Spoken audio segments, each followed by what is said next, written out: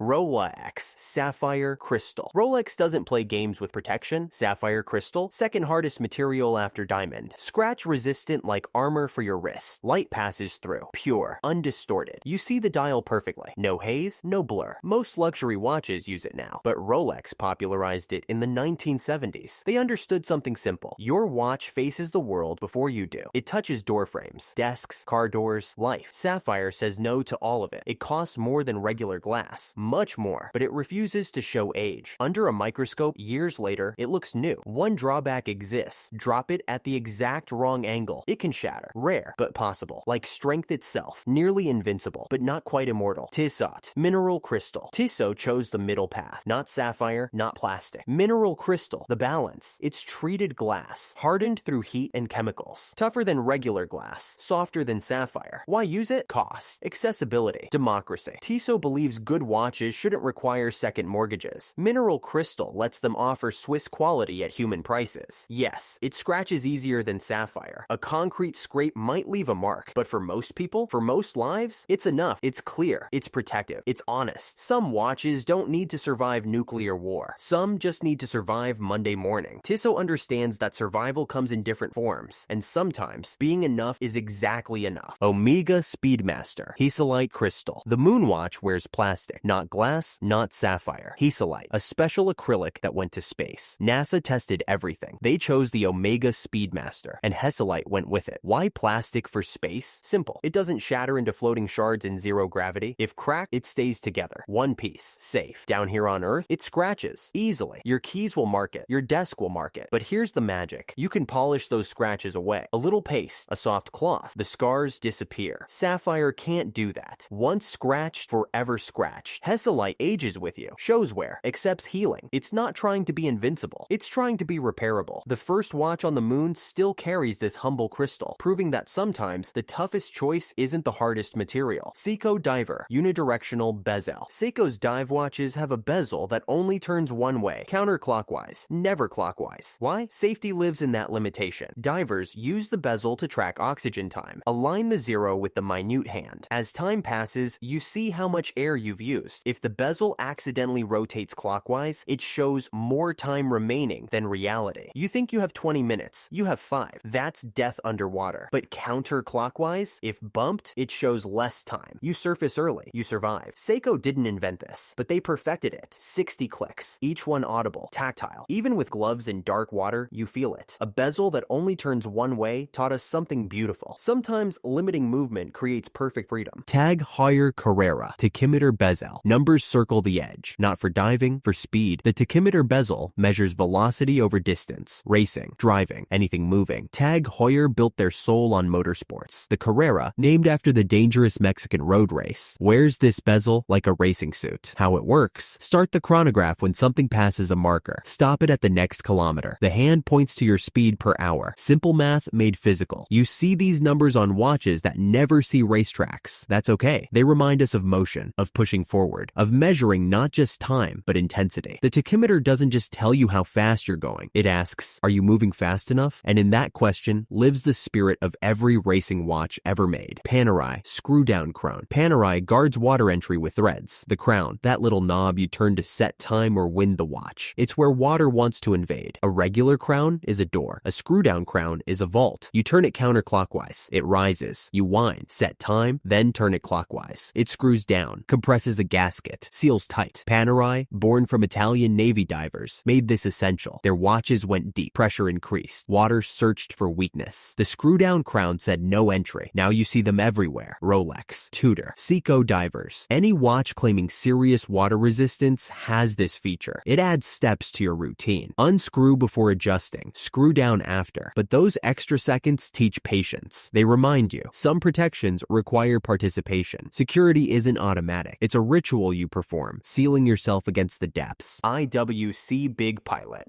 Onion crown. IWC made a crown you can grip with gloves. Large, textured, shaped like an onion. The big pilot's watch comes from the 1940s aviation. Cockpits were freezing. Pilots wore thick gloves. Small crowns became impossible. So IWC enlarged everything. The crown grew. Deep grooves for grip. You could adjust it with numb fingers at 30,000 feet. Form followed function. But then something beautiful happened. That oversized crown became identity. Even modern big pilots, worn by people who never fly, keep it. Because it tells a story. Because it looks purposeful. Because every time you wind it, you feel that history. Function became art. The onion crown teaches us. Solutions to specific problems often become timeless style. What works becomes what's beautiful. Longines. Heritage domed crystal vintage watches had curved crystals. Domed, bubbled upward. Why? Early acrylic and glass couldn't be made perfectly flat at large sizes, so they curved them. Structural necessity. Then, flat crystals became possible. Easier to make. Less distortion. Domed almost disappeared. But then collectors noticed something. Domed crystals had character. Light played across them differently. They caught the eye, created depth. Longines brought them back intentionally. Their heritage line uses domed sapphire to echo 1960s design. It costs more. It's harder to manufacture, but it looks emotional. The crystal doesn't just protect, it enhances. It adds dimension. Modern domed crystals prove that some old solutions weren't just compromises. They were accidentally beautiful, and beauty, once recognized, deserves resurrection.